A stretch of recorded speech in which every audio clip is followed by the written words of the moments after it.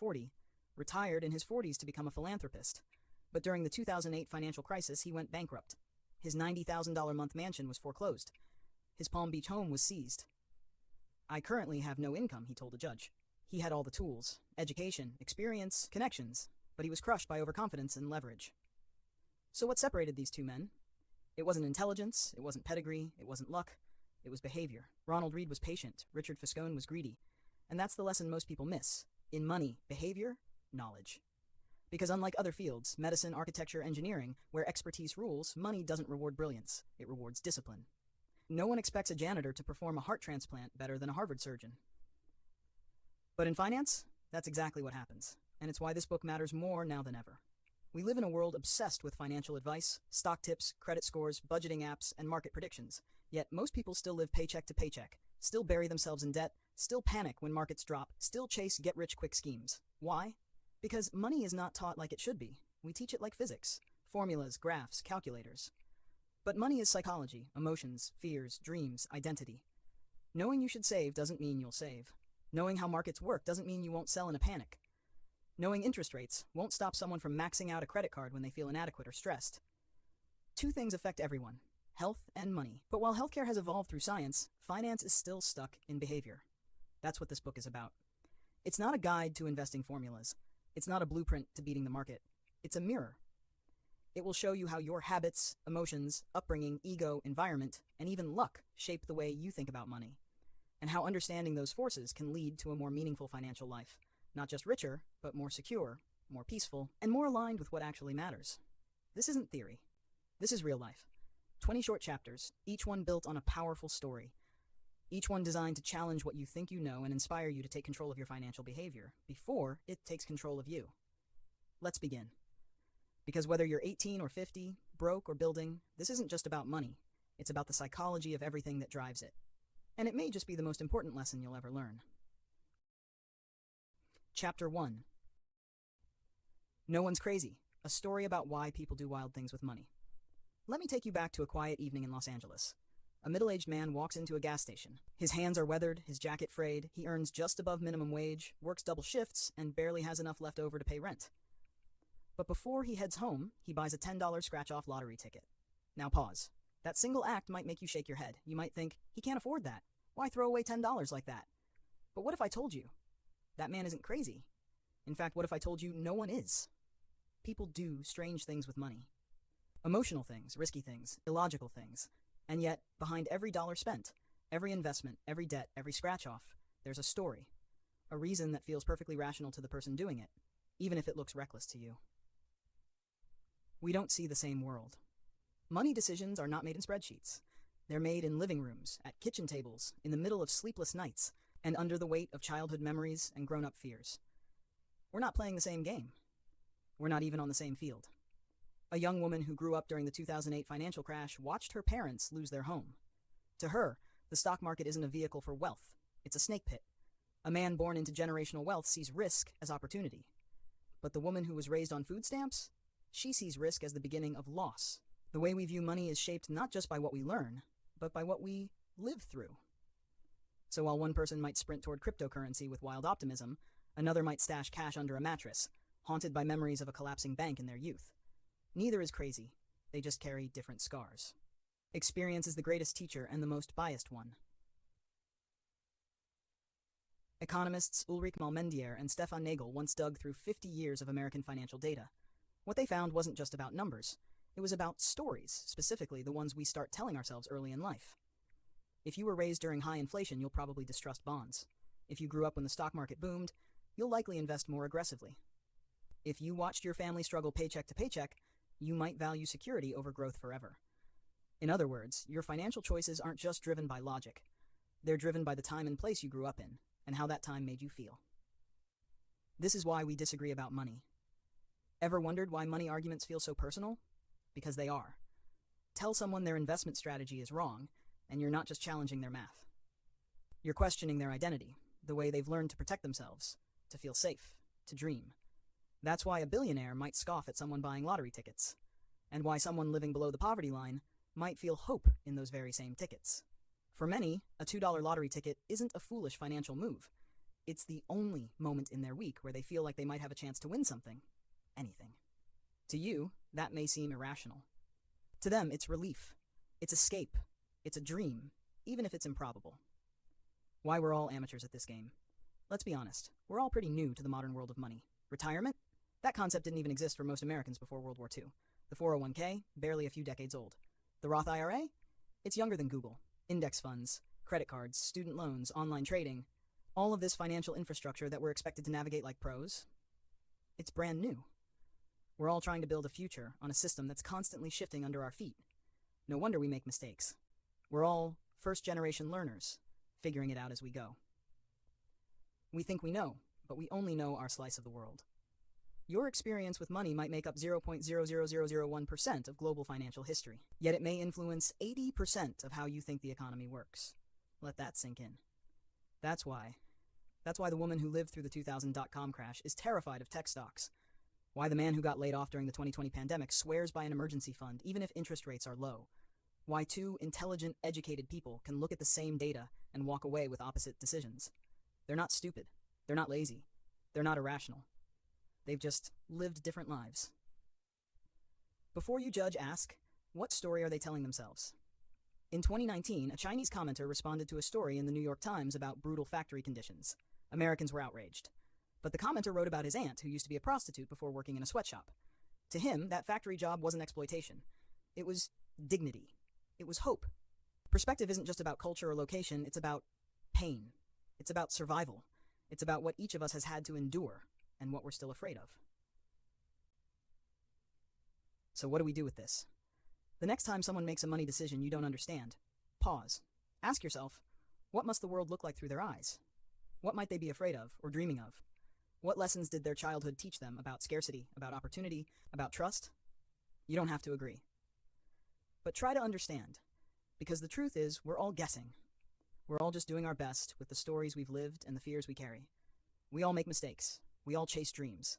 And we all think we're being rational because we're solving problems no one else can see. No one's crazy. Not really.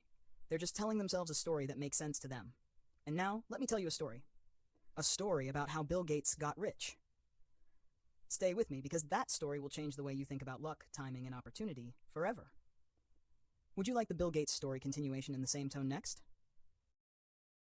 Chapter 2. Nothing is as good or as bad as it seems, a tale of two fates. 1. The hidden forces behind every success. Imagine standing on a mountaintop, wind in your face, eyes set on the horizon. You feel powerful. You feel in control. But what if I told you that no matter how sharp your vision is, there are winds you can't see, forces guiding your path beyond your control? This is where our story begins, with luck and risk, twin forces that shape our lives silently. They don't ask for permission. They don't care about effort. They just are. NYU's Scott Galloway said it best, nothing is as good or as bad as it seems. That's the truth many successful people forget, and many struggling ones never understand. 2. A billion-dollar beginning, sparked by a rummage sale. In 1968, a boy named Bill Gates went to a school called Lakeside in Seattle. It was one of the only schools in the world, yes, world, with access to a computer. Why? Because a retired World War II pilot named Bill Dougal convinced the school's moms club to spend $3,000 from their annual rummage sale on a machine almost no one had even heard of. Do you feel that? That flicker of serendipity? Gates was just 13. Paul Allen, another curious kid, joined him. Together, they obsessed over this machine day and night, laying the foundations of what would become Microsoft. You can't ignore the sheer improbability of it. 303 million high schoolers worldwide. Only 300 went to Lakeside. One of them was Gates. That's 1 in a million odds. 1 in a million luck. 3. The friend who never got the chance. Now here's the part that grabs your throat and won't let go. Gates had another best friend, Kent Evans. Equally brilliant, equally ambitious. They even wrote programs together to fix the school's scheduling nightmare. Kent had the briefcase, the business mind, the fire. They dreamed of being CEOs, generals, game changers. But Kent died in a mountaineering accident before he even graduated high school. 1 in a million chance, again. But this time, risk played its card. Kent and Bill were two sides of the same coin, but the coin landed differently. 4. Why this should shake you. Do you see it now? Luck and risk are not opposites, they're siblings. They both whisper this truth. You're not fully in control, you never were. That's not a reason to panic. It's a reason to be humble. It's a reason to stop assuming someone's success is all skill, or that someone's failure is all stupidity. Because sometimes the most brilliant minds get crushed by a random gust of wind, and sometimes the reckless are carried by a lucky breeze. 5. The illusion of control. Nobel-winning economist Robert Shiller once said the biggest unknown in investing is the exact role of luck. Why? Because it's awkward to admit. Call someone lucky, and you sound jealous. Admit your own success was luck? That's emotionally unbearable. We want clean answers. She's rich because she worked hard. He's broke because he's lazy. But that's a lie of simplicity. The truth is, success is messy. Failure is messier. #6. One coin, two outcomes. Let's say you invest in a stock. It fails. Was it a bad decision or just bad luck? The problem is, we'll never know for sure, but people around you will judge like they do. They'll praise the lucky fool. They'll blame the unlucky genius. Why? Because stories are easier to digest than uncertainty. 7. Boldness or recklessness. You won't know until it's over. Let's talk about Vanderbilt. He built railroads by breaking rules. Literally. You don't suppose you can run a railroad in accordance with the statutes of the state of New York, do you? He once said. Was that brilliance? Or criminal arrogance? If his empire had collapsed, we'd call him reckless. But it didn't, so we call him bold. Same actions, different outcomes. Just like Enron, just like JICO, just like you and me. 8. The invisible line between guts and foolishness. Benjamin Graham, the father of value investing, made a huge bet on JICO, a gamble that defied his own principles. It worked. He got rich. But even he asked, was it genius or just luck? The line is thin, often invisible, and only hindsight pretends to see it. Same for Zuckerberg turning down Yahoo's $1 offer. Genius? Sure. But what if Facebook flopped? Then we'd call him a fool. 9. The danger of drawing conclusions from extremes. Be careful who you admire, be careful who you scorn, because extreme stories, billionaires or bankrupts, are usually fueled by extreme levels of luck or risk, and those can't be copied. If you want real wisdom, look at broad patterns, not flashy headlines. Want a better life? Study what's common, not what's extreme. 10. Teach this to your children and yourself. When Gates gave a speech at his alma mater, he said, if there had been no Lakeside, there would have been no Microsoft. That's humility. That's respect for luck. And he understood the other side of it, Kent's side. In a letter to his son, the author wrote, realize that not all success is due to hard work, and not all poverty is due to laziness. Remember that when judging others, and remember it when judging yourself. 11. Why this lesson could save your financial life. When things are going well, you're not invincible. And when life punches you in the gut, don't give up. You may have just landed on the wrong side of risk. The trick, stay in the game. Don't let one loss wipe you out. Don't let one win make you blind. Because ultimately, nothing is as good or as bad as it seems. Chapter 3. Never enough. When rich people do crazy things. Let me tell you a story. Not just any story. This one has billionaires, ambition, greed, and the kind of quiet truth that can either save your future or destroy everything you've worked for. At a lavish party on Shelter Island, author Kurt Vonnegut turns to his friend Joseph Heller, the man behind Catch-22, and says, the host of this party, a hedge fund manager, made more money yesterday than you've made in your entire career. Heller smiles. His answer is short, disarming, and profound. Yes, but I have something he will never have. Enough. That one word, enough, feels like lightning in the brain. It forces us to confront something many people spend their whole lives avoiding. When does more stop adding value and start becoming dangerous? The hidden disease of never having enough. We live in a culture obsessed with more. More money, more followers, more influence. But more is a moving target. And without a clear line of enough, we risk crossing into a territory where logic fades and madness takes the wheel. Let's go beyond philosophy. Let's talk about two real people, both of them rich beyond imagination, who risked it all for just a little more. The rise and fall of Rajat Gupta, the boy who reached the top. Rajat Gupta started life in Kolkata, India, orphaned young, born into poverty. If life were a baseball game, most people start on first or second base.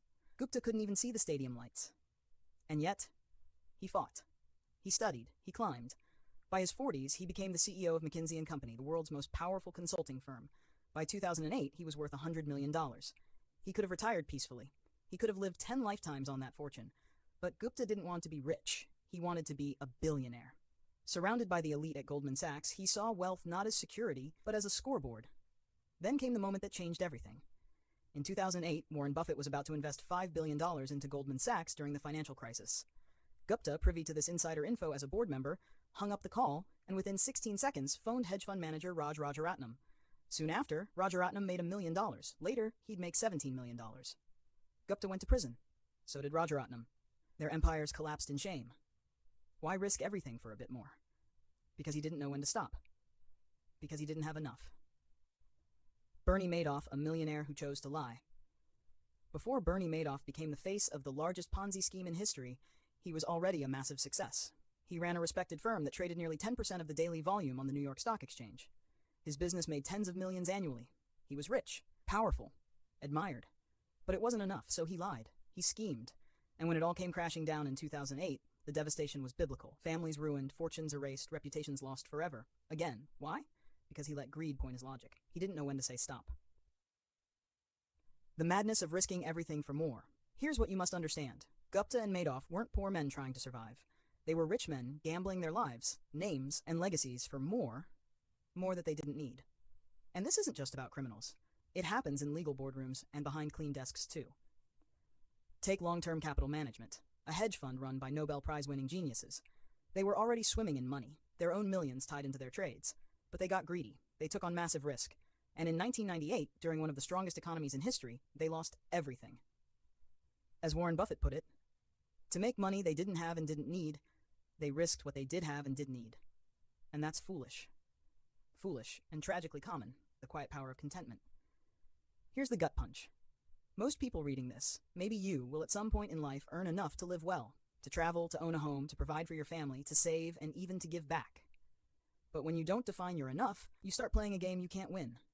You start comparing, you start chasing, and eventually you may risk everything for a prize that will never satisfy. The urgent lesson. In a world shouting more, the bravest word is enough. Because enough isn't about settling. It's about sanity. It's about freedom from the trap of endless comparison.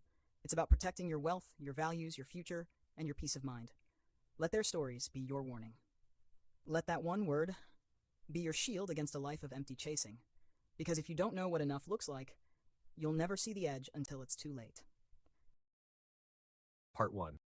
Illusion of More, Why the Goalpost Never Stops Moving, inspired by The Psychology of Money by Morgan Housel. Let me tell you a story.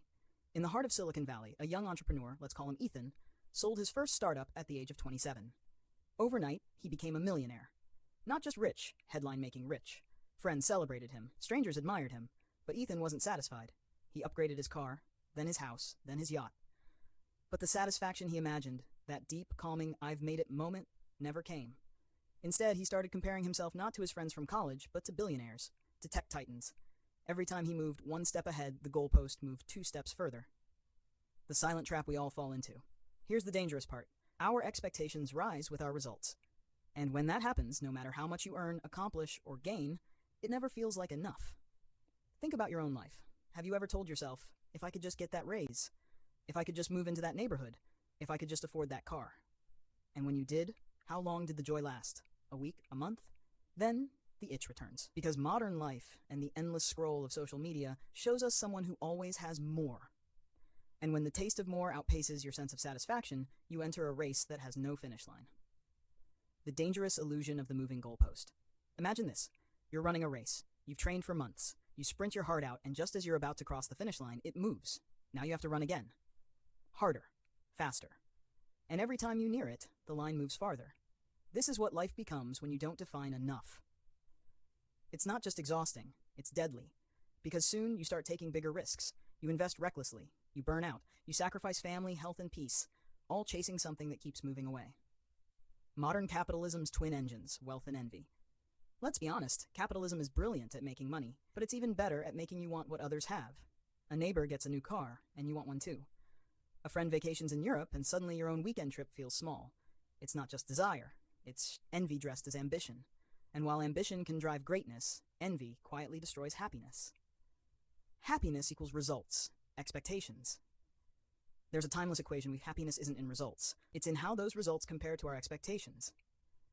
So what if the secret isn't in chasing more? What if the real strength, the hardest financial skill of all, is learning to let the goalpost stop moving? To say, I have enough, I've done enough, I am enough. Urgency, make peace with enough before it's too late. Here's the truth most people only learn too late. Chasing without stopping leads to regret. Years pass. Relationships fracture. Health declines. And all the while, the finish line stayed out of reach. But by then, you're too tired to run anymore. So don't wait, pause now. Reflect. Ask yourself, what does enough look like for me? Am I chasing joy or chasing shadows? Because life isn't about getting more. It's about feeling grateful for what you already have. Final thought. The world will always show you what you lack. But true wealth isn't measured in dollars, it's measured in peace. And peace begins the moment you stop moving the goalpost. Part 2. The Social Comparison Trap and the Only Way Out, inspired by The Psychology of Money by Morgan Housel. Let me take you on a journey, one that begins not in poverty, but in quiet dissatisfaction. Imagine a 22-year-old rookie baseball player. He's finally made it. The childhood dream is now his daily reality. The roar of the stadium, the gleam of his new sports car, the $500,000 paycheck. In the eyes of most Americans, he's made it to the top 1%. But there's one problem. He's sharing the dugout with Mike Trout. Mike Trout, with his $430 million contract, his private jet, his Beverly Hills estate, and a bank account that makes the rookie's $500,000 look like lunch money. The rookie doesn't feel rich anymore. In fact, he feels behind. Now hold that thought, because Mike Trout, one of the greatest to ever play the game, probably compares himself to someone else too. A hedge fund manager, perhaps, who earned $340 million in a single year. That's nearly 10 times Trout's income, and all while sitting in a Manhattan office wearing tailored suits and sipping $200 scotch. But it doesn't stop there. That hedge fund manager, he's scanning the list of the top 5 in his industry, each of whom made over $770 million that same year. Suddenly, $340 million doesn't seem like much. And those elite fund managers? They might glance over at Warren Buffett, who made $3.5 billion in 2018 alone. And if Warren Buffett ever looks upward, he sees Jeff Bezos. In that same year, Bezos' net worth increased by $24 billion. That's $2.7 million an hour. Let that sink in. While the rookie is amazed by his first paycheck, Bezos could buy the entire stadium he plays in every single hour. Here's the brutal truth. No matter who you are, someone is always ahead. This is the deadly game of social comparison, and it's one you can never ever win. It's not a contest. It's a treadmill, and the faster you run, the faster it moves. The more you earn, the more you notice others earning more. The better your home, the more you notice someone else's penthouse. The moment you level up, the bar shifts, and it never stops. A close friend once told me a story from a trip to Las Vegas. He asked a card dealer, "Which games do you play? Where do you go to win?" The dealer didn't flinch. "The only way to win in Vegas," he said, "is to walk out the moment you walk in." That's how social comparison works too. The only way to win is to refuse to play. Because there is no finish line in the game of comparison. There is only exhaustion, envy, and disappointment dressed as ambition. Now let me ask you something personal. Have you ever looked at your life, your job, your home, your savings, and felt inadequate? Not because you didn't have enough, but because someone else had more. If so, you're not alone. But you are standing at a crossroads. You can either continue chasing someone else's idea of success, or you can step off the treadmill and redefine wealth on your terms. You can choose contentment over comparison. You can choose enough over endless. And if you do, you may discover a kind of freedom that billionaires are still searching for. Urgency isn't about chasing what others have. It's about realizing what you already do. The race ends the moment you stop running after someone else's life. And in that stillness, in that acceptance, you may finally find the one thing that all the money in the world can't buy: peace. Would you rather spend your life counting dollars or counting blessings? Choose wisely. The clock is ticking. Part 3. The wisdom of enough. Why the hunger for more can destroy everything. Let me tell you a story that should scare you just enough to change the way you think about success. Rajat Gupta had it all. He rose from poverty in India to the top of the business world in America, Harvard Business School, McKinsey's first Indian-born managing director, board member of Goldman Sachs. Admired, respected, trusted. But that wasn't enough. In 2012, Rajat was sentenced to prison for insider trading. Why would a man who had everything, reputation, power, wealth, risk it all for a little more? Because he didn't know when to stop. Because enough felt like mediocrity. Like he was leaving something on the table. Like he was betraying the ambition that got him there. And that is the hidden danger most people never see coming. Enough is not mediocrity. It's mastery. We live in a country built on dreams. Hustle culture glorifies 80-hour work weeks. Social media convinces you that your net worth is your self-worth. And Wall Street celebrates the relentless climb of more. But the truth is this: enough is not a ceiling. It's a safeguard. Because the moment your ambition becomes endless, so does your vulnerability. You over-leverage. You burn out. You chase shortcuts. You justify bad decisions. Ask yourself this: what's the real cost of chasing more? Because the tragedy isn't always in scandal and prison like Rajat or Bernie Madoff. Sometimes it's quieter. A missed birthday, a heart attack at 52, a marriage that slipped through your fingers while you were watching the stock ticker, a soul so focused on the next win, it forgot to feel the joy of the last one. More is a game with no finish line. Imagine eating the best meal of your life. Now imagine eating until you vomit. That's what happens when your hunger for success never ends. You trade satisfaction for sickness. You keep playing a game where the rules change just as you win. Because here's the cruel truth. The goalpost will always move. Today it's a 6-figure income. Tomorrow it's a 7-figure portfolio. Then it's a yacht. Then it's a private island. Then it's legacy, power, immortality. Until eventually you lose track of why you started. You win when you can walk away. Let me be clear. Ambition isn't bad. But ambition without brakes is a loaded gun with the safety off. Enough doesn't mean you stop dreaming. It means you stop gambling your peace for another dollar you don't need. It means you build a life where you're rich in freedom, not just in figures. So here's the urgent question. What is your enough? If you don't know, you're running a race with no finish line, and someday you'll collapse. A final word. You won't hear this in motivational speeches. It won't go viral on Instagram. But it's the truth you need. The most dangerous pursuit in life is the one that never ends. So pause. Look around. Measure your wealth not just by what you have, but by what you no longer crave. In a world screaming for more, choosing enough is the most radical, liberating act of all. And if you don't choose it now, the world will choose your breaking point for you. Because enough isn't weakness. It's wisdom. It's strength. It's freedom. Choose wisely. While you still can. Part 4. The line you must never cross. Let me tell you a story. Rajat Gupta had everything a person could dream of. A brilliant immigrant who rose from poverty in India to become the head of McKinsey & Company, one of the most prestigious consulting firms in the world. He sat on the boards of Goldman Sachs and Procter & Gamble. He was admired, respected, powerful, and then he risked it all. For what? A single phone call, a tip to a friend, a whisper that turned into an echo through federal wiretaps. And just like that, the man who once advised presidents and billionaires walked through the gates of a federal prison. After his release, Gupta told the New York Times something chilling. Don't get too attached to anything. Your reputation, your accomplishments. I think about it now. What does it matter? At first, it might sound like Zen wisdom, but dig deeper and you'll feel it. A man trying to make peace with a loss that haunts him.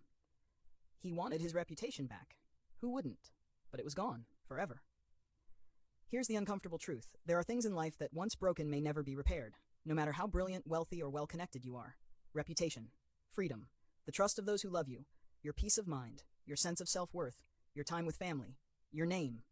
These are not investments. They are not chips you put on the table in hopes of a bigger pot. They are sacred. And some risks, no matter how golden they look, are simply never worth it. In a world obsessed with more money, more status, more followers, more everything, it takes extraordinary wisdom to know when to stop. To say, this is enough. To walk away not out of fear, but out of clarity. Because here's the truth, the world won't scream at you, but it will whisper in the aftermath of every downfall. Enough is the highest form of wealth, and protecting what truly matters is the only kind of success that lasts. Imagine this. You spend your whole life climbing the mountain, only to realize you lost your family on the trail, your health in the cold, your freedom in a single wrong step near the peak. What good is the view from the top if you're standing there alone, unloved or unfree? We live in a society where risk is glorified. Entrepreneurs, gamblers, influencers, traders, all celebrated for betting big. But there's a difference between boldness and blindness, between courage and recklessness, between building a fortune and burying your future. The most powerful people in the world aren't the ones who risk everything to get ahead. They are the ones who know what they can never afford to lose. So ask yourself, what is truly invaluable in your life? What would break you if you lost it? And are you risking it even unknowingly? Because if you are, stop, right now. That line once crossed can become a cliff. The good news, you don't need to risk your peace to build enough. The next chapter will show you how. Not with reckless bets, but with wisdom, discipline, and the quiet, unshakable power of knowing you already have more than enough. And that is everything. Chapter 4. The Ice Age Secret to Building Lasting Wealth. What frozen continents teach us about growing your money, slowly, steadily, and powerfully. Imagine a time when New York was buried beneath a mile of ice. Not a movie, not a sci-fi daydream, but a real chapter in Earth's history. It wasn't caused by an asteroid or a volcanic inferno. It began with something almost laughably small. A slightly cooler summer. 1 year. One subtle change. One thin layer of snow that didn't melt. No one noticed.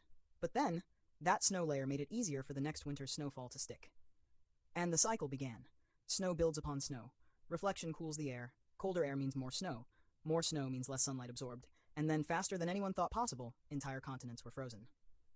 A whisper of cold became an avalanche of transformation. Now pause and ask yourself this. What if wealth worked the same way? What if your first $100 that quietly grew, uncelebrated and unnoticed, was the foundation for an unstoppable financial glacier? Let's zoom out. Earth's most powerful force, time plus compounding. For centuries, scientists argued over what could freeze an entire planet. Was it mountains, volcanoes, some dramatic cataclysm? It wasn't. It was time and compounding. The Earth didn't need sudden disasters to freeze solid. It needed a consistent chain reaction, snow that stayed. That simple. Now think about investing. We obsess over hot stock tips, big wins, crypto surges. But the truth, wealth rarely arrives like an earthquake. It arrives like an ice age. You don't need to hit it big. You need your snow, your small investments, your savings, your decisions to stick. That $50 you set aside this week, that automatic investment into an index fund, that budget you finally committed to, those are your cold summers. They don't feel thrilling today, but they lay the groundwork for something immense. The brain doesn't trust the slow burn. Here's the emotional trap. Humans hate waiting for results. We evolved to react to immediate danger and reward.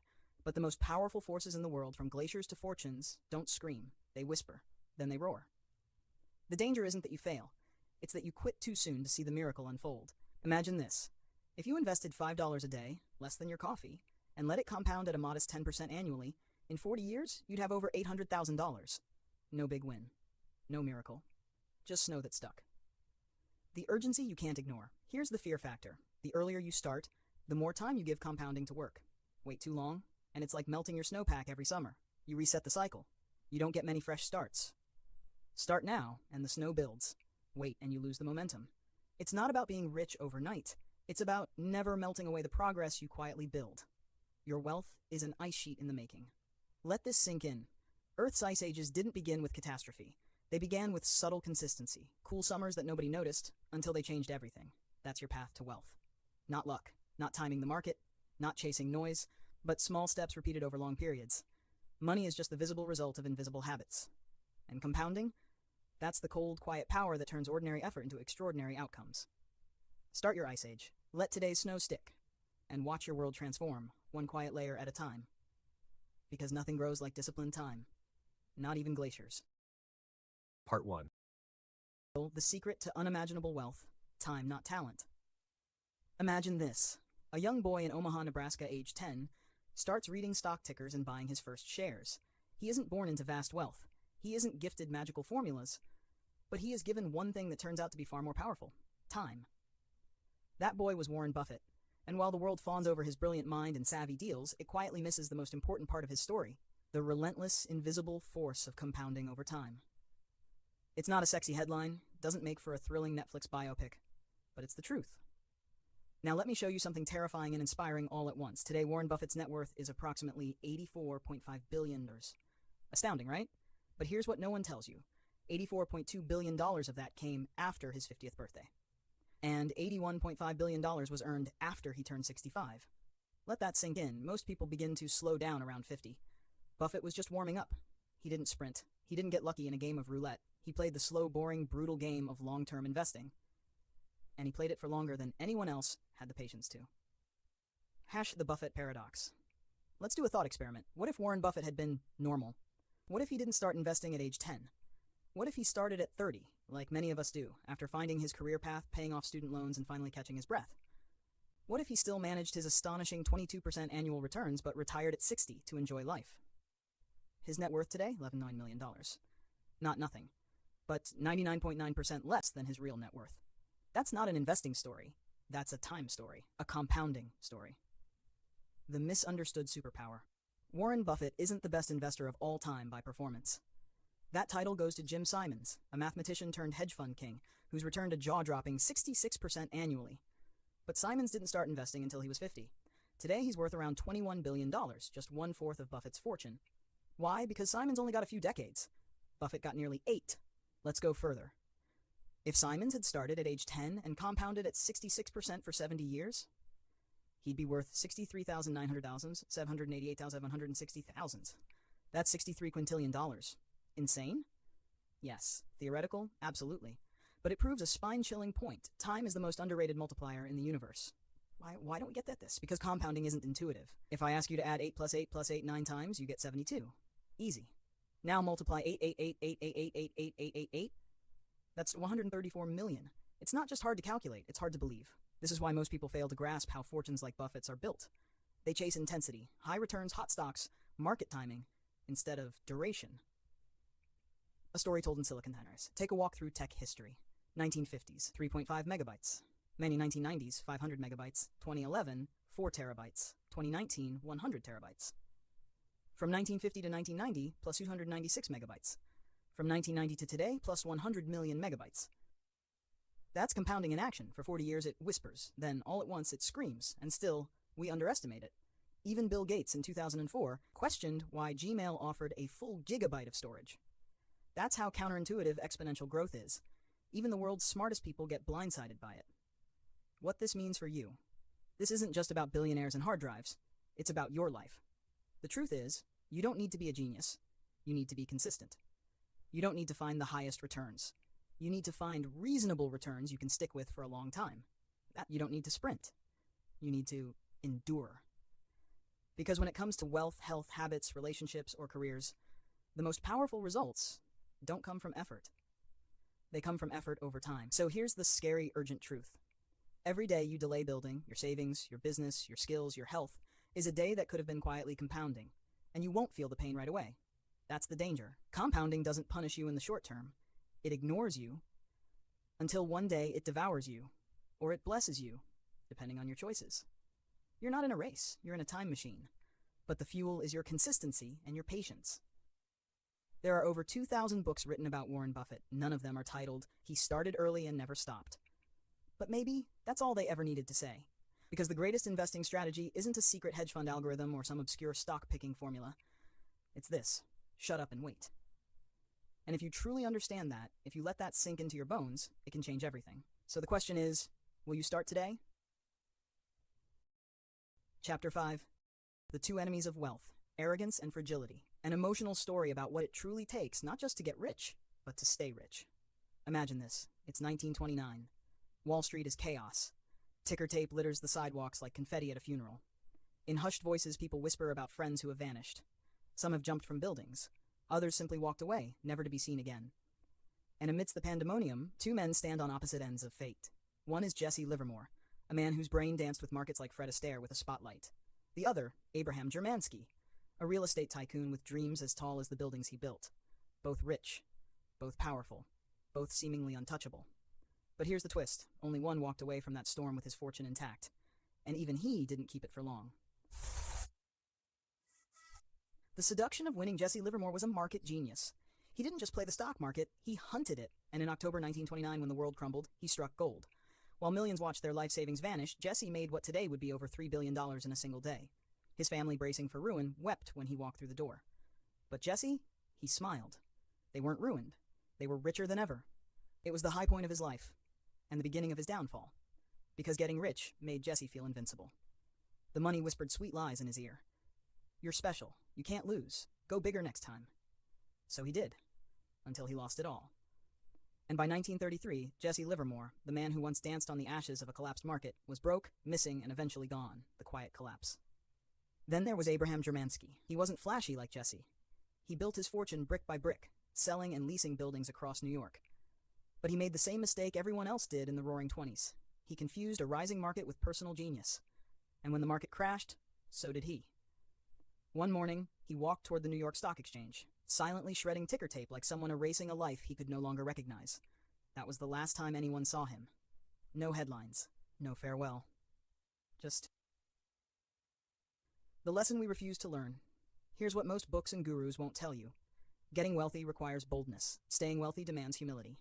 Livermore and Germansky were both brilliant at getting rich, but neither had the emotional discipline to stay rich. They mistook wealth for permanence. They believed tomorrow would always reflect yesterday. They were wrong. Staying wealthy, a different kind of intelligence. There are a million ways to make money. Startups, stocks, crypto, real estate, hustle culture. We celebrate the risk takers, the disruptors, the visionaries. But very few talk about the boring, unglamorous truth. You keep money by being slightly paranoid, consistently cautious, and occasionally boring. Not reckless, not euphoric, not overconfident. You keep money by saying, I might be wrong, this might not last. Let me prepare for what I can't see. It's frugality in the face of abundance. Humility in the face of success. Why this matters right now. You may not be Livermore or Germansky, but if you live in the modern world, you're surrounded by the same temptations. A booming stock market and endless FOMO. Social media feeds filled with overnight millionaires. The belief that more is always better. And just like them, it can all vanish. One market crash, one bad investment, one missed warning sign. So the question isn't, can you get rich? It's, will you stay rich when the music stops? Final thought, build like it could all disappear. Getting wealthy is a sprint. Staying wealthy is a marathon run in the dark with potholes you can't see. If you want to win, build a mindset that balances confidence with caution. Be ambitious, but be grounded. Celebrate your wins, but prepare for storms. Grow your money, but guard your humility, like your life depends on it. Because in the end, it's not the fortune that defines your legacy. It's whether you had the wisdom to protect it. Part 1. Survive first, thrive later. The hidden art of lasting wealth. Imagine this. You're climbing a jagged mountain of success. The winds are brutal. The cold is biting. Every step forward takes courage, optimism, risk. But then, somewhere near the top, where the air is thin and the view intoxicating, you realize something terrifying. The real challenge isn't reaching the summit. It's staying there, without falling off. If I had to distill the essence of money success into one word, I wouldn't say ambition. I wouldn't say intelligence or vision. I'd say survival. Sounds boring? It shouldn't. Because in a world where 40% of companies that once soared to the stock exchange eventually crash and burn, where even the wealthiest families fall from grace within decades, survival is the most underrated superpower you can possess, the graveyard of greatness. Let me tell you about a quiet truth no one likes to discuss. Every 10 years, 20% of the richest Americans vanish from the Forbes 400. Not because they died, not because they generously passed their fortune on, but because they lost it. Some bet too big, some got caught in scandals, some believed their own hype, some forgot how cruel capitalism can be. Getting money is a skill. Keeping money is a whole different game. Getting rich takes courage, boldness, risk. Staying rich, that takes humility, fear, and paranoia. Yes, paranoia. The kind that keeps you awake at night wondering what could go wrong. The kind that whispers, don't get comfortable, you're never bulletproof. The billionaire who feared the fall. Michael Moritz, the billionaire brain behind Sequoia Capital, was once asked by Charlie Rose what made his firm an outlier, lasting not just a few years, but 4 relentless decades. His answer? We've always been afraid of going out of business. Not vision, not fear. Fear of extinction, fear of irrelevance, fear of becoming a cautionary tale. We assume that tomorrow won't be like yesterday, Moritz said, and that assumption has kept them alive. The silent power of not dying. Survival isn't glamorous. It doesn't make headlines, but it's the secret sauce behind the stories we do obsess over. Take Warren Buffett. We marvel at his investment brilliance, the companies he picked, the managers he backed. But what if I told you the real secret isn't what he did, but what he didn't do? He didn't go bankrupt chasing debt-fueled growth. He didn't sell during 14 different recessions. He didn't destroy his reputation chasing fast money. He didn't get stuck in one trend or ideology. He didn't quit. He survived. And that survival gave him something money can't buy. Time. Time is the compounder's best friend. Like planting an oak tree, 1 year means nothing, but 50 years turns it into a forest. Buffett didn't just invest well, he invested long. From age 10 to 89 plus. That's nearly 8 decades of uninterrupted compounding. That's not just brilliance, that's discipline. That's restraint. That's survival. The forgotten genius who couldn't wait. Now let me introduce you to someone you haven't heard of, Rick Guerin. In the early days, Rick was part of the Buffett-Munger-Guerin trio. Just as smart, just as sharp, just as ambitious. But unlike Warren and Charlie, Rick was in a hurry. He leveraged heavily, borrowing against his investments to accelerate his wealth. But when the market crashed in 1973, it wasn't brilliance that saved him, it was the lack of it. He got margin calls. He had to sell his Berkshire stock to Warren at under $40 per share. Rick was great at getting rich. But he hadn't mastered the second skill, staying rich. The real lesson, avoid ruin at all costs. Nassim Taleb said it best, having an edge and surviving are 2 different things. The first requires the second. You need to avoid ruin at all costs. Let that sink in. Avoid ruin at all costs. Because when it comes to wealth, you don't have to win every game. You just have to stay in the game. You don't need to swing for the fences. You need to survive the storm. So what should you do? Whether you're building a business, planning your retirement, or just starting your financial journey, respect volatility. The market doesn't care about your optimism. Stay humble. Luck plays a bigger role than most are willing to admit. Don't chase trends. They will betray you when the tide turns. Build a cushion. Not just financially, but mentally. Think long. Plant your financial oak and don't dig it up every year. In the end, it's not about how high you climb. It's about not falling so hard you can't get back up.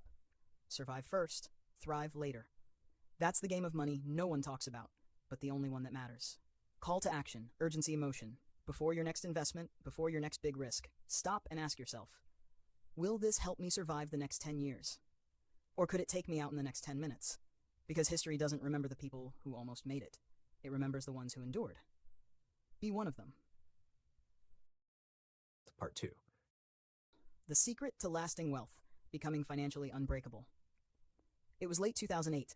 Wall Street was in flames. Retirement accounts were evaporating. Blue-chip stocks, once considered unshakable, were collapsing like card towers. And in the middle of this financial storm, a quiet man in Omaha did what he always does. Nothing. Warren Buffett didn't panic. He didn't sell. In fact, he bought more. Why? Because Buffett wasn't aiming to be flashy. He wasn't chasing big, sexy returns. He was focused on something far more powerful: survival. The real goal isn't big returns, it's staying in the game. Let me ask you this. What good is a 20% return if you pull out when the market crashes? What's the point of riding the highs if you can't endure the lows? More than I want to be rich, I want to be unbreakable. Because if I'm unbreakable, if I can weather the storms, I'll outlast everyone who chases quick wins and flames out. That's when compounding works its magic. Not in a year, not even 5, but over decades. Quiet, patient, relentless. The hidden power of cash, yes, even at 1%. During bull markets, holding cash feels like punishment. Everyone's getting richer fast, stocks are soaring, crypto's hot, and you're holding boring old cash that earns a measly 1%. You feel stupid, conservative, even scared you're missing out. But then comes the crash, the correction, the moment of truth. And suddenly, that boring low-return cash becomes the lifeboat. It's what lets you hold instead of sell. It keeps you calm. It buys you time. That 1% return on your cash, it could translate into thousands of percent over time because it prevented the worst move an investor can make: panic selling. Compounding doesn't reward the brave. It rewards the patient. You don't need the highest returns. You need consistent returns. Returns that survive the chaos, the downturns, the emotional roller coasters. Compounding is like planting a tree. You don't dig it up every time a storm comes. You protect it. You let it grow, slowly, quietly, and visibly, until one day it shades your entire future. A word of urgency right now. Someone out there is taking a massive risk to get ahead fast. They'll look brilliant for a moment, maybe even richer than you next year. But will they last? That's the question that separates the truly wealthy from the temporarily lucky. So build your finances like you'd build a fortress, not a rocket. Rockets explode, fortresses stand. Be financially unbreakable, because if you can survive, you will thrive. And if you can thrive for long enough, you'll win.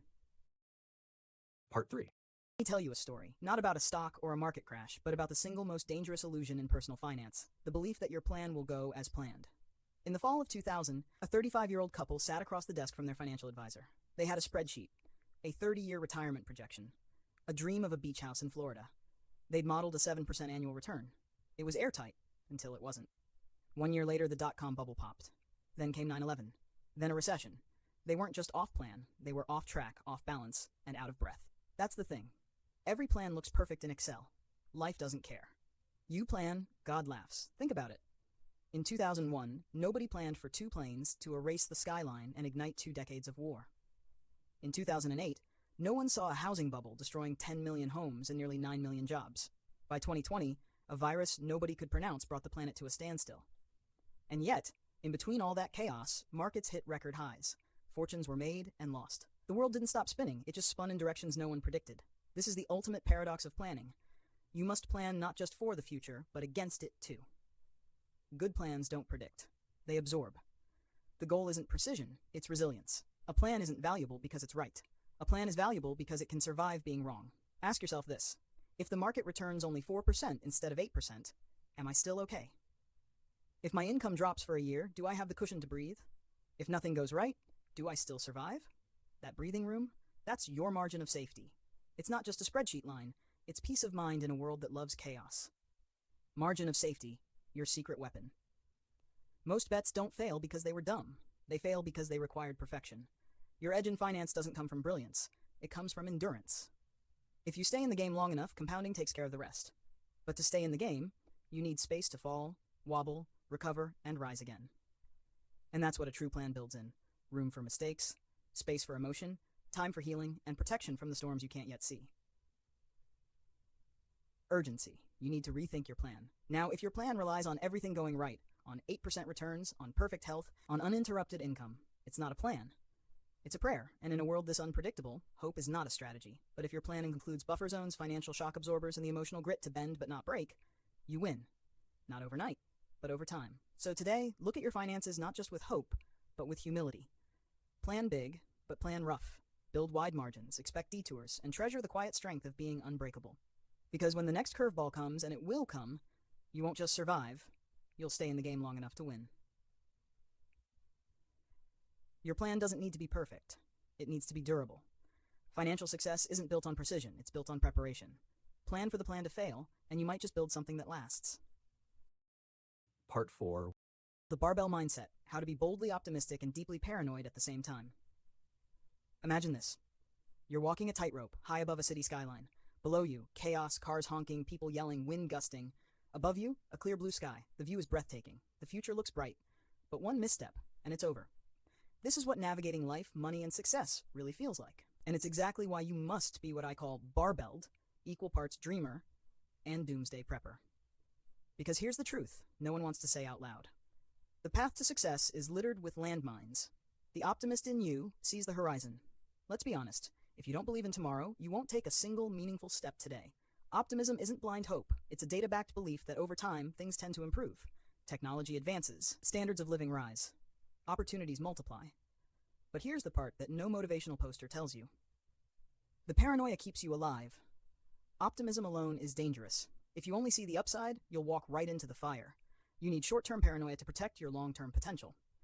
The stock market gained tens of thousands of percentage points over 170 years, but in that same time, America experienced 9 wars, 4 presidential assassinations, 33 recessions, a flu pandemic that killed more Americans than any war, 12 stock crashes where people lost a third of their wealth or more.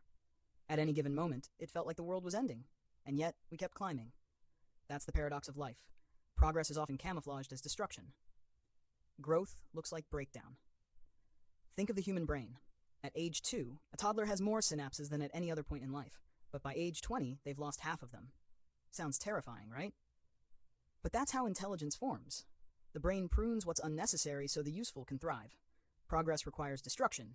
Economies, careers, relationships, they follow the same brutal logic. If you looked inside your child's brain and saw daily loss, you'd panic. But that's nature's way. That's evolution.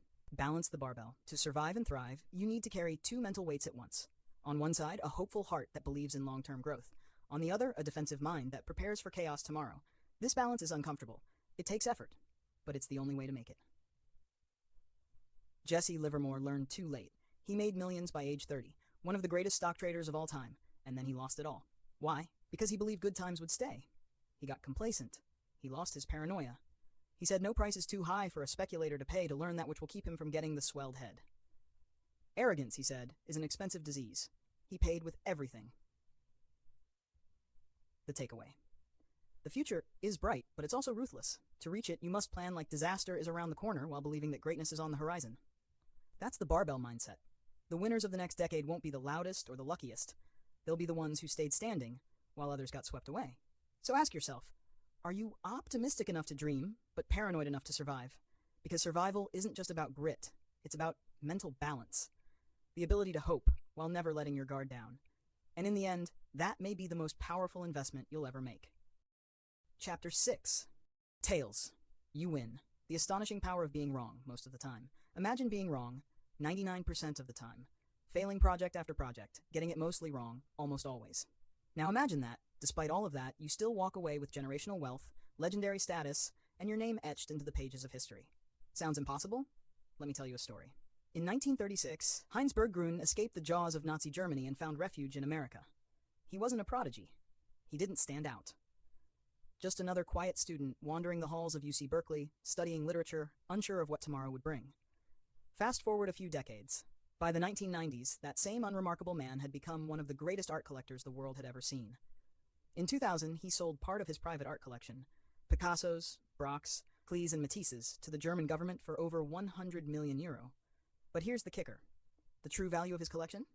North of $1 billion. Yes, billion, with a B. So what happened? Was he a genius? Was he lucky? Was it divine timing? The answer might surprise you. He played the odds. According to Horizon Research, great investors bought vast quantities of art. A subset turned out to be great investments. Portfolio returns converged on the best elements. That's all that happens. Let that sink in. He didn't need to be right every time. He just needed to collect enough, hold long enough, and let the tail do the talking. This is how wealth really works. In finance, in entrepreneurship, in life, the long tail dominates. One blockbuster product, one viral video, one home run investment, One Picasso in a pile of prints. It's not just possible to be wrong most of the time, it's normal. But when we don't expect that, we overreact to failure. We panic, we give up too early, we forget that success often hides behind a mountain of failed attempts. This is your wake-up call. If you're in your 20s, 30s, or 40s living in America, the stakes have never been higher. You can't afford to wait for the perfect plan, the perfect moment, or the perfect idea. You need to start trying. You need to start collecting reps, because your Picasso moment won't reveal itself until you've filtered through the noise. Start the business, send the pitch, record the video, invest in the idea. Most will fail. That's expected. But when the tail kicks in, you win, big. So here's the truth they don't teach in school. You don't need to be consistently right.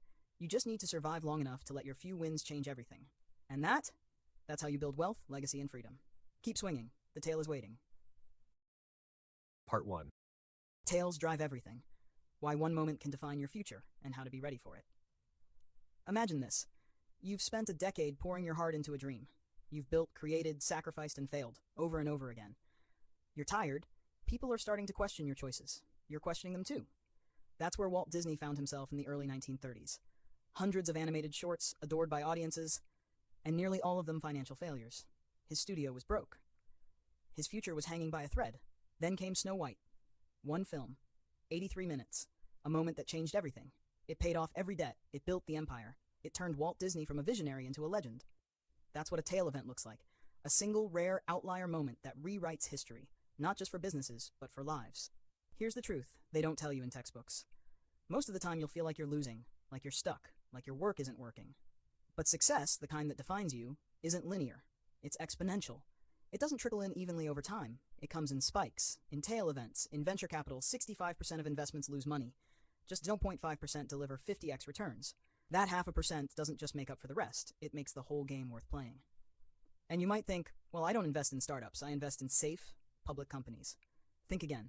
From 1980 to today, 40% of public companies in the Russell 3000 index lost 70% or more of their value and never recovered. But the entire 73-fold increase of that index, it came from just 7% of companies. 7%. That's Microsoft, Walmart, Apple, Amazon. And within those titans, the real value came from even narrower wins, tail products like the iPhone, Prime, and AWS, each one a billion-dollar swing built on a graveyard of failed ideas. Want to be extraordinary? Then you need to understand this. Most of what you try won't work. Most of what you build won't last. Most days will feel average, but when that rare opportunity hits, when everyone around you panics or doubts, SASP, how you act in that moment will determine everything. It's not about being perfect, it's about being present and patient. The real power of compounding. Let me introduce you to 3 people. Sue invests $1 every month from 1900 to 2019, no matter what. Jim invests only when the economy isn't in recession. Tom hesitates. He pulls out when a recession hits and waits 6 months after it ends to reinvest. After more than a century of investing, Sue ends with $435,551. Jim, $257,386. Tom, $234,476. Sue didn't chase the perfect stock or time the market. She just kept her cool. She showed up. She stayed in. She let the tail do its work. The genius of staying average, when others go crazy. Napoleon once said a military genius is the man who can do the average thing when all those around him are going crazy. The same is true in investing. And in life. Your biggest wins will come not from brilliance, but from composure. Most people panic during tail moments. The 2008 crash, the COVID plunge, the tech bust. They sell, they hide, they wait. But if you stay calm, if you act average during chaos, you capture the upside.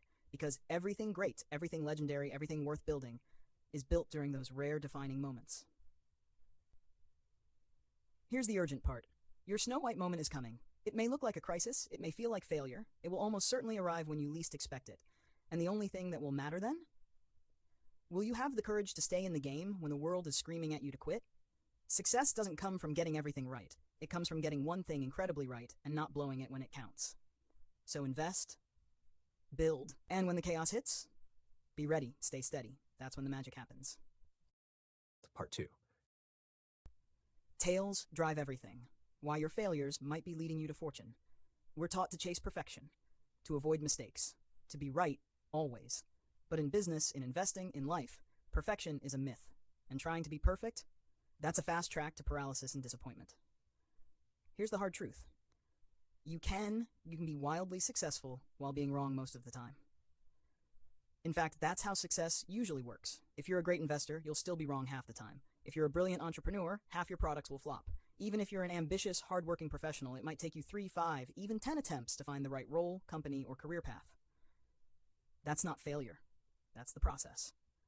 Peter Lynch, one of the greatest investors of our era, once said, "If you're terrific in this business, you're right 6 times out of 10.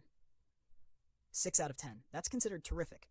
This isn't like flying a plane, where one mistake can mean catastrophe. It's not like being a heart surgeon, where precision is non-negotiable. In business, finance, creativity, you don't need to be right all the time.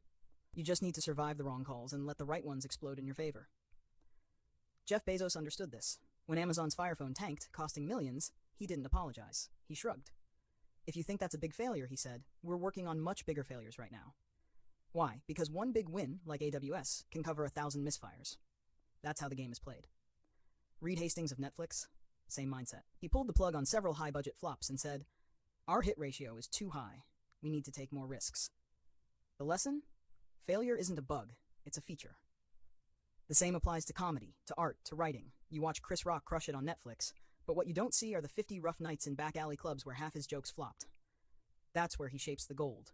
One tale, that killer special, makes the dozens of awkward shows worth it. Warren Buffett? He's made 400 to 500 investments in his lifetime, and 90% of his wealth came from just 10. 10. Charlie Munger put it best.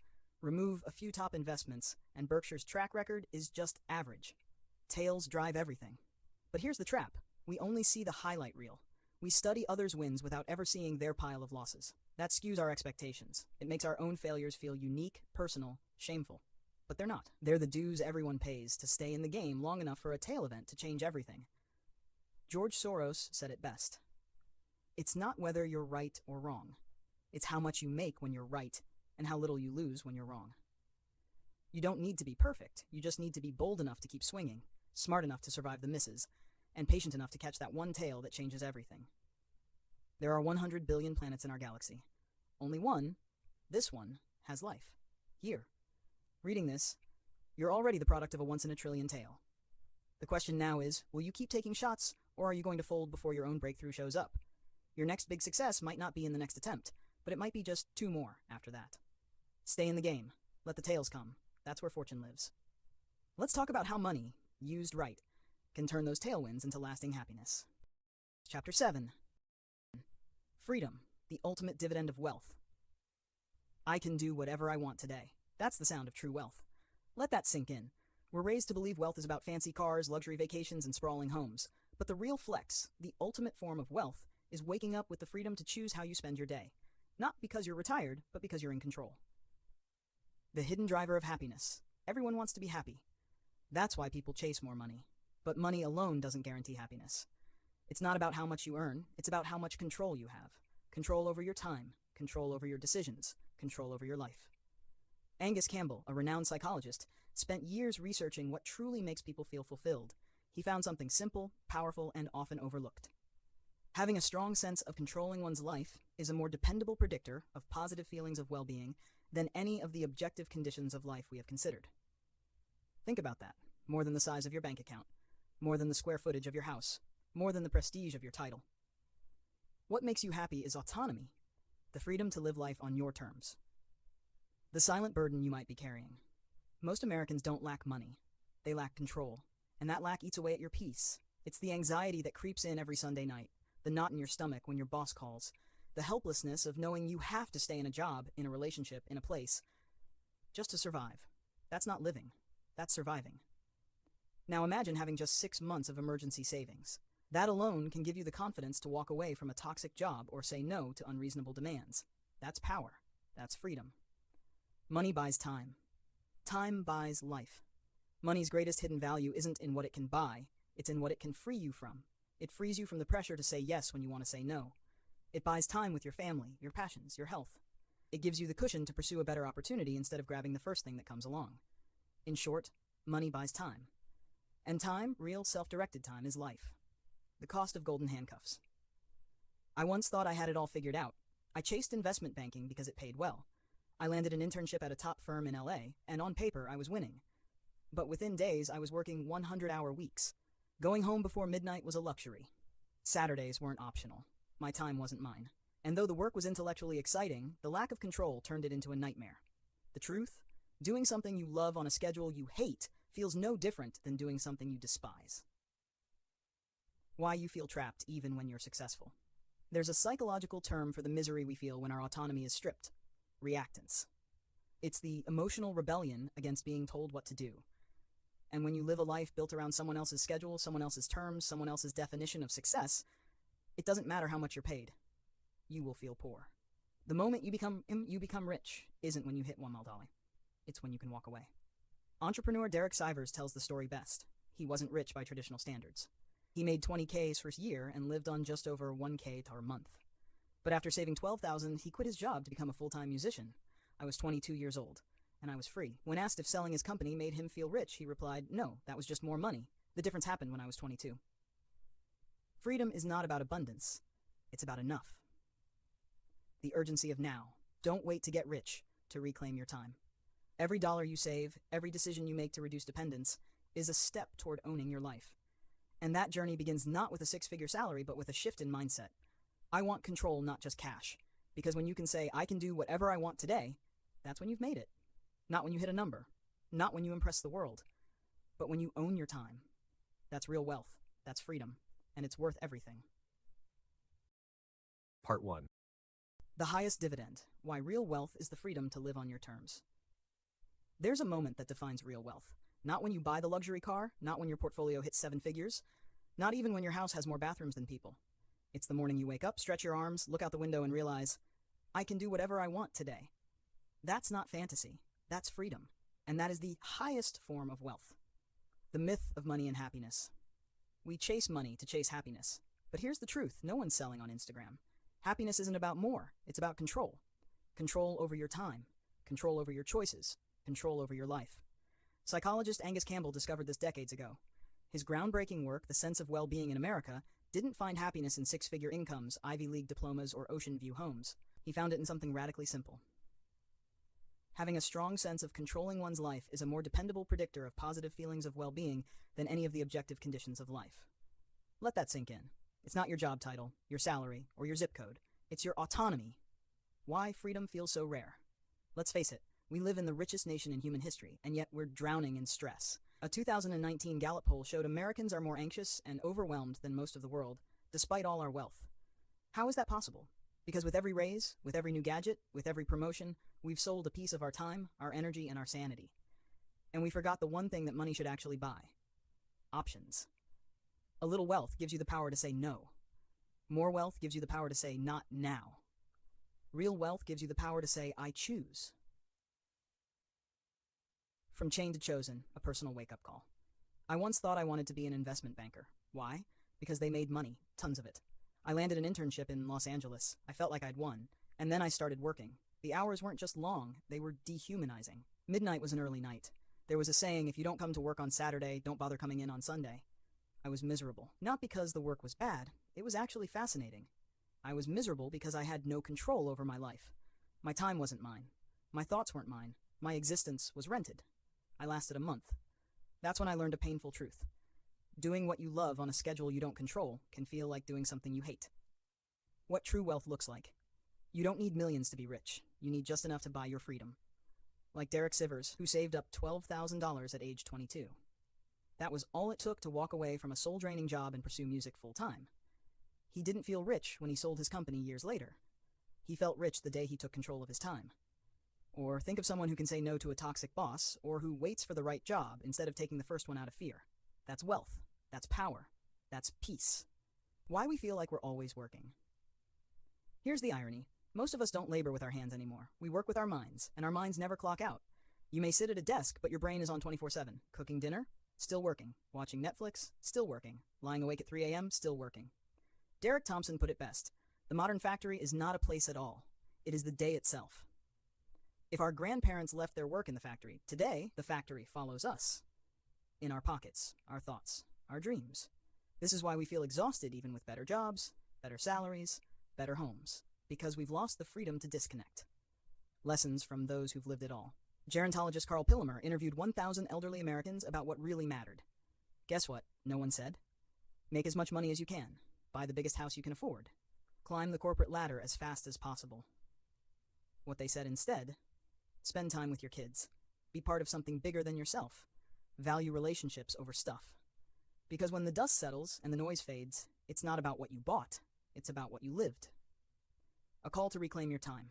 This is your moment of truth. Ask yourself, are you working for money, or is your money working for you? Are you rich in things, or rich in freedom? Do you control your time, or does your time control you? Because real wealth, the kind that lights you up inside, isn't about more. It's about enough. Enough to breathe. Enough to choose. Enough to be free. Freedom is the ultimate luxury, and it's the only one that's truly priceless. So don't just chase wealth. Use your wealth to buy the only thing that actually matters, your life. Because time isn't just money. Time is everything. Chapter 8. The Man in the Car Paradox. An inspiring story about what we really seek when we chase wealth. The job didn't pay much, but it had its perks. I was a valet at a luxury hotel in Los Angeles, the kind of place where the tires cost more than most people's rent. Every day, I held the keys to dreams. Ferraris that purred like jungle cats, Lamborghinis with doors that sliced upward like wings, Bentleys that whispered royalty. And I loved it, but not for the money. Not even for the occasional joyride into the underground garage. I loved it because every car that pulled up was a glimpse into the life I thought I wanted. A life of opulence, of respect, of admiration. You see, back then, I didn't just want to own a Ferrari. I wanted to be the guy who deserved a Ferrari. The kind of man others looked at and thought, he's smart, he's successful, he's somebody. But over time, something strange began to happen. As I opened doors and nodded politely, I started to notice a pattern. Despite the shimmering paint jobs and guttural exhausts, I rarely, if ever, noticed the people behind the wheel. They were just silhouettes. Shadows hidden behind designer sunglasses, barely glanced at before I shifted my focus to the machines they drove. And then it hit me. Hard. When I looked at the cars, I wasn't admiring them. I was imagining me in that seat. I didn't think, wow, that driver must be amazing. I thought, if I had that car, people would think I was amazing. Let that sink in. We chase wealth because we believe it will earn us admiration. But most people don't admire you for your wealth. They imagine themselves in your shoes. It's not about you at all. That's the paradox. We buy the car, the house, the watch, thinking the world will see us differently, that finally we'll get the respect we deserve. But admiration doesn't stick to leather seats and custom paint. It floats past them like smoke. When my son was born, I wrote him a letter. A quiet warning. You might think you want the fancy things, the sports car, the house with the gate, the Rolex that catches the sun just right, but what you really want is to be respected. Admired, valued, and expensive things, they almost never bring that, not from the people who matter.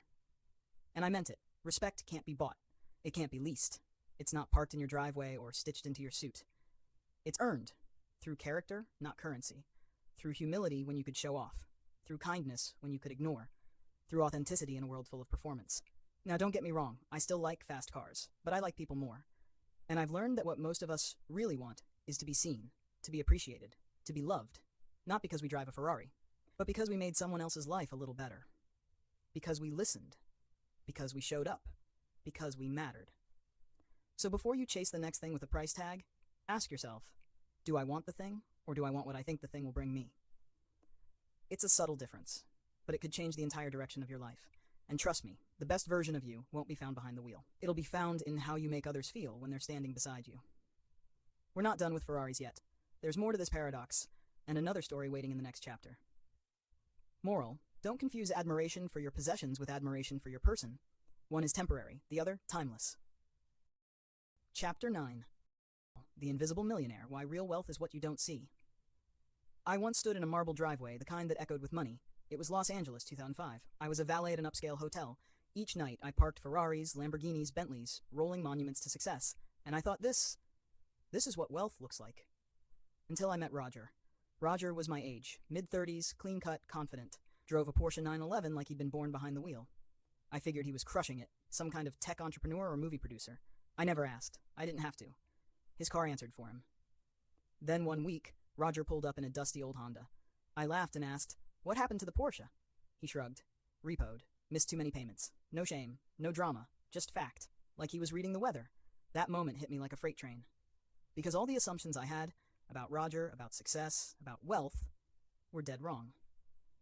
The irony of wealth. Here's the uncomfortable truth. Wealth is what you don't see.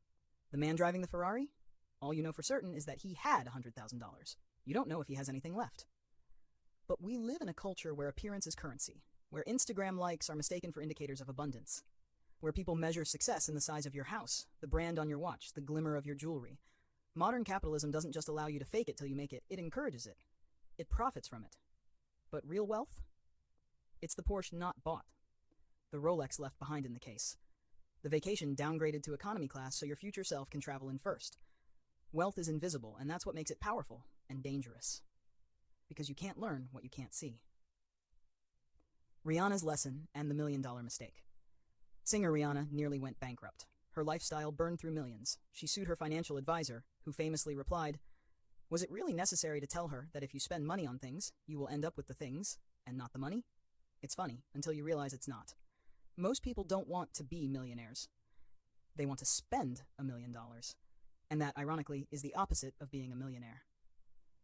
Rich versus wealthy. There's a critical difference between being rich and being wealthy. Rich is flashy, it's income. It's the monthly payment on a $100,000 car. Wealth is silent. It's savings, it's restraint. It's the freedom to say no, not because you can't, but because you choose not to. Wealth is what gives you options, to walk away from a toxic job, to invest in your dreams, to help your family without hurting yourself, to sleep at night knowing you're not one emergency away from collapse. That freedom, that quiet power, it's not in the car you drive. It's in the choices you didn't make. It's in the money you didn't spend. The silent role model.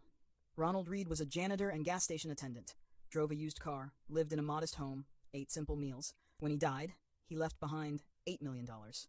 He wasn't a wizard. He didn't inherit it. He didn't win the lottery. He saved. He invested. He lived below his means. Nobody admired Ronald Reed while he was alive because no one could see his wealth, which makes him the ultimate financial role model. The problem with hidden success. Imagine trying to become a great writer without ever reading great writing. That's what it's like trying to build wealth in a society obsessed with showing off richness. Our heroes are those who spend, not those who save. We've created a culture where restraint is invisible and extravagance is worshipped. So we imitate what we see. We chase the illusion and miss the truth. If wealth is what you don't spend, what good is it? Let me tell you, wealth is security when the market crashes. It's flexibility when your child gets sick. It's opportunity when an investment comes your way. It's freedom when you're ready to walk away. It's not just money in a bank account. It's a buffer between you and chaos, a moat around your peace of mind, a tool that buys time, space, and dignity. The urgency to reframe wealth. You are living in a world that will tempt you every day to look rich, to spend, to show off, to prove your success. But the Ferrari won't save you in a crisis. The Rolex won't buy back your time. The designer home won't guarantee your freedom. You have to make a choice. Do you want to look rich today, or do you want to be wealthy tomorrow? Because the answer to that question could change everything. Your wealth is not your car. It's not your clothes. It's not your zip code. It's the money you haven't spent, the options you've preserved, the future you've protected. And that is a future worth fighting for. Chapter 10. Save money, the quiet superpower that will save your future. Let me tell you a quick story. It's about oil, but it's really about your money and your future. In the 1970s, people thought the world was running out of oil. Panic rippled through governments and households alike. Prices soared. Predictions were grim. But the end never came. Not because we found oceans of oil beneath the earth, but because we got smarter. We got efficient. Cars used less. Factories wasted less. Homes conserved more. And suddenly, the crisis faded. We didn't survive by finding more. We survived by needing less. Now imagine your life as that 1970s world. You're earning. You're spending. And someday soon, maybe sooner than you think, you're going to face your own personal energy crisis. A layoff, a medical bill, a missed opportunity, a dream deferred because you couldn't afford to say yes. You will not survive it by earning more. You'll survive by needing less. That's why saving money isn't just smart. It's urgent. It's your armor against the unpredictable, a silent force building behind you, ready to catch you when life doesn't. The most powerful wealth building tool? It's not what you think. Most people believe the key to wealth is a high income or hot investments. They're wrong. The real magic is your savings rate, the simple gap between what you earn and what you keep. Because unlike investment returns, which are volatile and mostly out of your control, your savings are fully within your grasp. You don't need a market rally. You need restraint, humility, discipline. People grind their souls for a 0.1% investment gain while ignoring the 30% of their paycheck that vanishes into lifestyle fluff. But here's the kicker. You don't need to earn more. You need to want less. And that's a lot harder in a world screaming at you to prove your worth with things. A bigger car, a better kitchen, a vacation that looks good on Instagram. But remember this. Wealth isn't what you see. It's what you don't spend. Why most people save nothing, and why that's so dangerous. You fall into one of three categories. 1, you save consistently. 2, you think you can't save. 3, you think you don't need to. This is for number 2 and number 3. And if you're in either group, you're not just playing with money, you're gambling with your freedom. Because saving money is not about affording things. It's about affording options. It's about being able to walk away from a toxic job. It's about the freedom to care for a sick parent. It's about saying yes when opportunity knocks, or no when exploitation comes calling. Savings without a spending goal? That's not aimless. That's wisdom. Because life doesn't schedule emergencies. The world doesn't ask permission before it flips your life upside down. You don't need more money. You need more control. What's the return on cash in the bank that lets you switch careers at 45, or start a business at 55, or take a sabbatical at 35? It's incalculable. Because the ROI isn't measured in percentages. It's measured in peace, power, and possibility. In a world that's become hyper-connected, where the competition isn't just your coworker but someone a continent away, flexibility is the new intelligence. Smart? Sure. But in today's economy, that's the bare minimum. You want an edge? Be flexible. Be unburdened. Be someone who can afford to wait for the right moment, the right job, the right life. And the path to that freedom? Saving money. A final thought. The battle between ego and security. You don't need more income to save. You need less ego. Most overspending isn't for function. It's for show. It's signaling. It's peacocking. It's insecurity wrapped in leather seats and brand logos. But savings? That's quiet, invisible, humble. And that's why it's so powerful. If you define savings as the gap between your ego and your income, you'll finally understand why so many high earners are broke, and why so many quiet people are free. So don't just save for retirement, save for surprises, save for freedom. Save because you can. And do it now, not next month, not when the raise comes, not after the next vacation. Now. Every dollar you save today buys you a little more time, a little more choice, a little more control in a world that's trying hard to take it from you. Chapter 11. Reasonable, rational. Why being human is your financial superpower. Imagine this.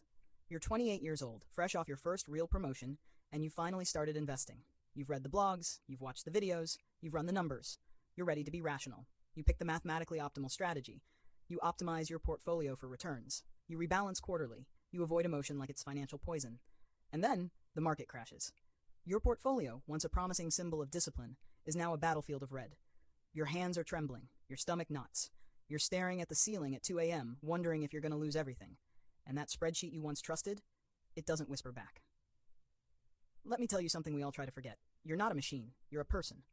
A messy, emotional, scared, hopeful, resilient human being. And that's not a weakness. That's your advantage, if you know how to use it. The fever that saved lives. In the early 1900s, a psychiatrist named Julius Wagner-Jauregg tried something outrageous. He injected people with malaria to cure syphilis. Let that sink in. People were dying. Traditional medicine had no answers. And in that desperate vacuum, Wagner-Jauregg noticed a pattern. Some syphilis patients improved after prolonged fevers, so he leaned into the irrational. He gave them more fever. It was dangerous. It was painful. It killed some. But it worked. In many cases, it cured them. And for that, he won the Nobel Prize. It wasn't cold logic that guided him. It was reason, pattern recognition, and gut instinct. He wasn't just trying to be right. He was trying to help people live. Pain changes the equation.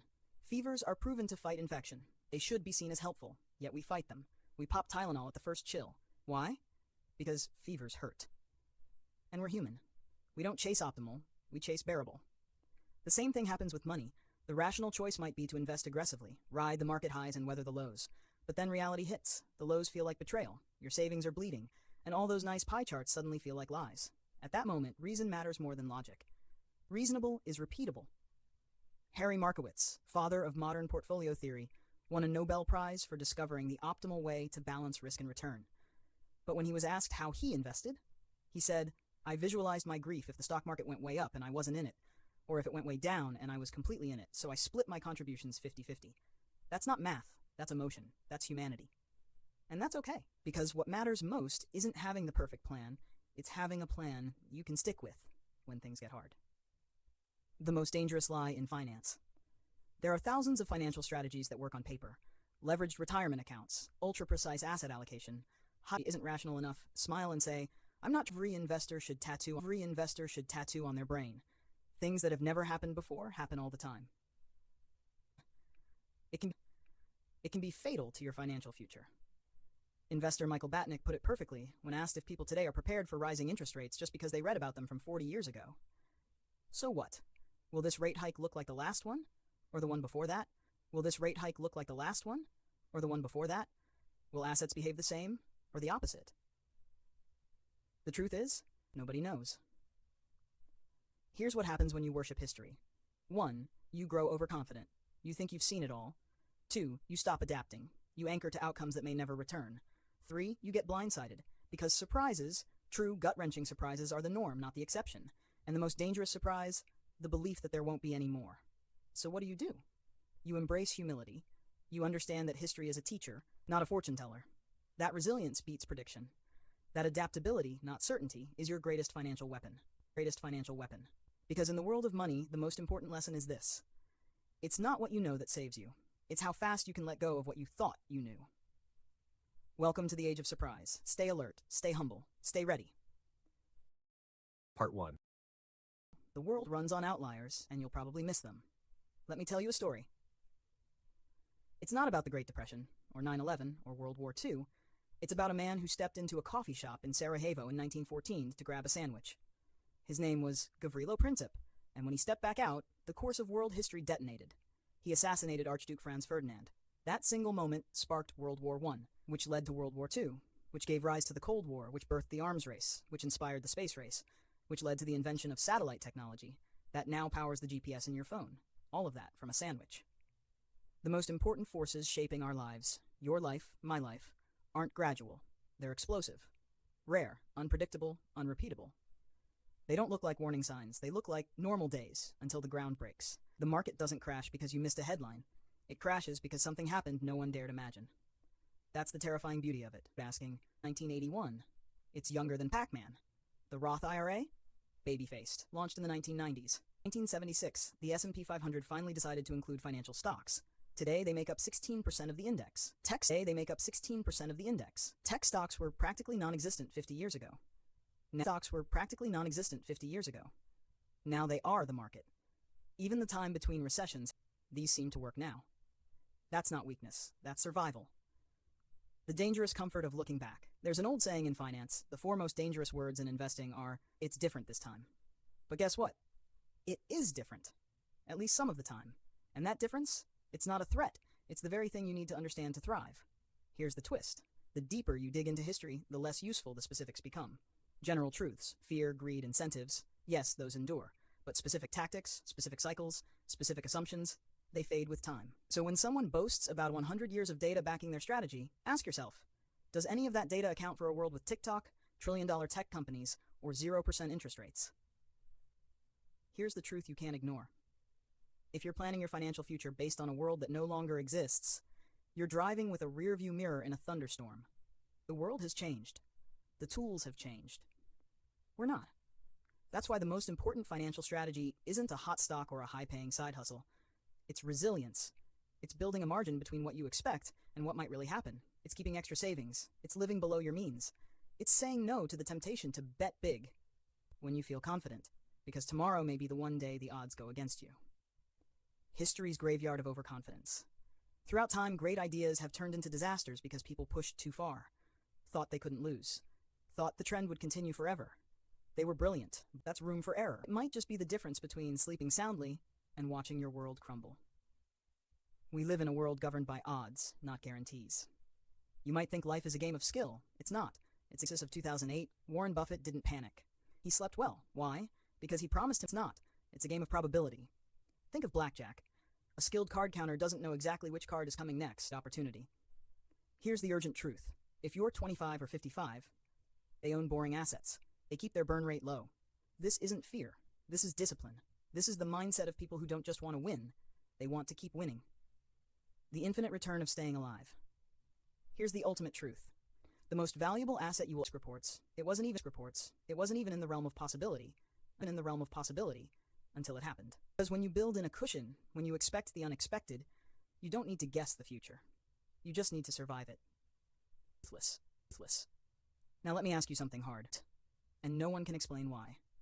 Because when the unthinkable happens, and one day it will, they want a straight line answer. When will I retire? What will the market return? Life rarely sticks to the script. I caught up with him years later. Hey man, long time. How new values endure massively. The magic. Chapter 15. Nothing is free, the hidden price of every dream. We live in a world addicted to the illusion of ease. Free shipping, no money down, make 6 figures from home. But let's make some $7 over the next decade. The world turned on CEO Jeff Immelt, who once steered GE through acclaim and boardroom triumphs. Critics called him reckless, blind, foolish. Headlines screamed he should have known.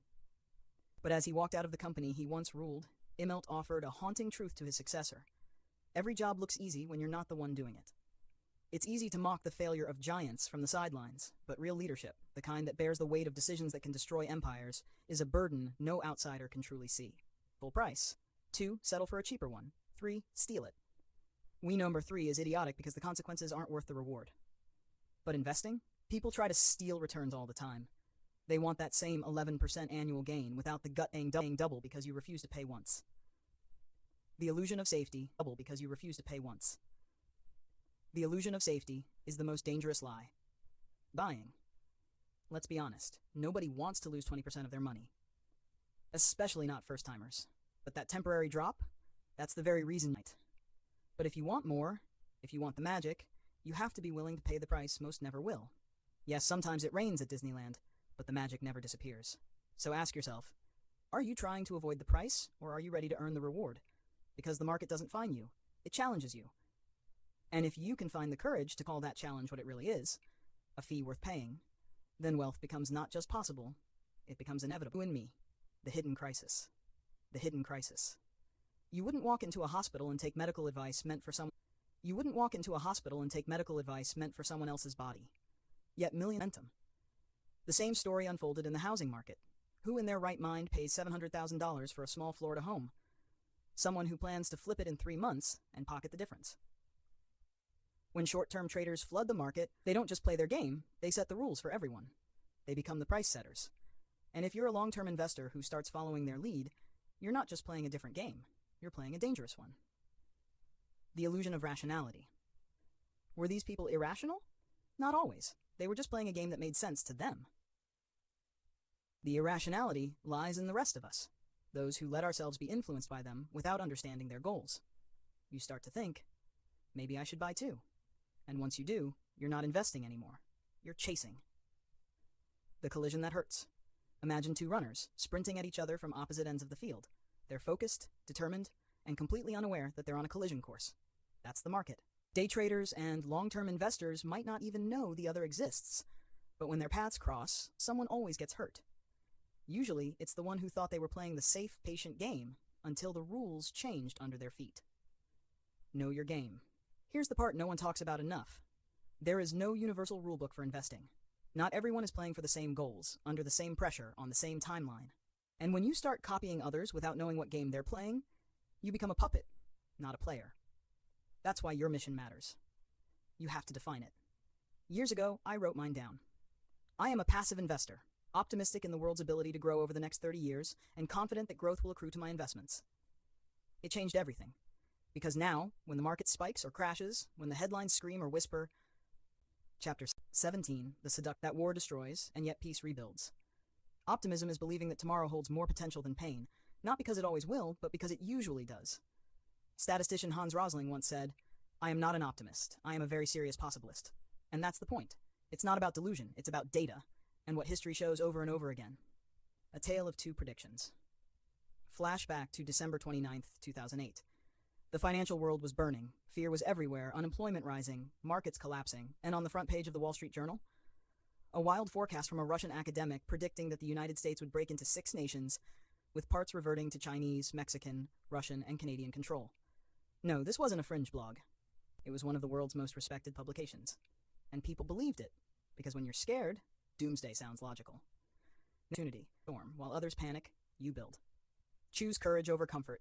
Yes, risk is real. Loss is real. Recessions happen, bubbles burst, but so do recoveries. So do booms. So does growth. Ecosystem. When one part breaks, we all feel the pressure. One person's panic can ripple through the entire economy and your life. This is why financial awareness isn't a luxury, it's a necessity.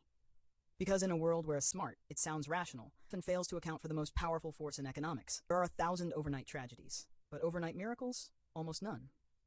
Take January 5th, 1889. The Detroit Free Press confidently declared that man would never fly. The weight, the science, it was all wrong, they said. Nature has reached her limit, the article warned. To believe otherwise was to flirt with fantasy. 6 months later, a teenager named Orville Wright dropped out of high school to join his brother Wilbur in a... Why? Because it didn't happen in a moment. It happened over decades. Quietly, uncelebrated.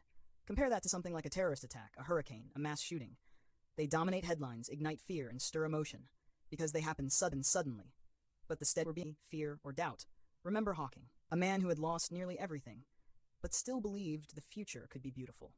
Expect less, appreciate more, fear less, risk more, because when you stop seeing life as owed to you, everything becomes a gift. Now let me tell you a short story. A story about stories, and how the ones we choose to believe shape the lives we choose to live. Chapter 18. When you will believe anything. Imagine an alien, not a green, bug-eyed creature, but a highly intelligent observer sent to Earth to monitor human progress. His mission, track the economic vitality of our species. He floats above Times Square on New Year's Eve, 2007. Below him, the streets pulse with energy, in belief, not technology, not war, not disease. Triggered a Choose your story wisely. The economy may depend on it. Your life certainly does. Part 1. Your life certainly does. Part 1. 1. The seduction of the story you want to believe, a lesson in fear, fiction, and financial danger. The seduction of the story you want to believe, a lesson in fear, fiction, and financial danger. What was the happiest day of your life? In the documentary How to Live Forever, that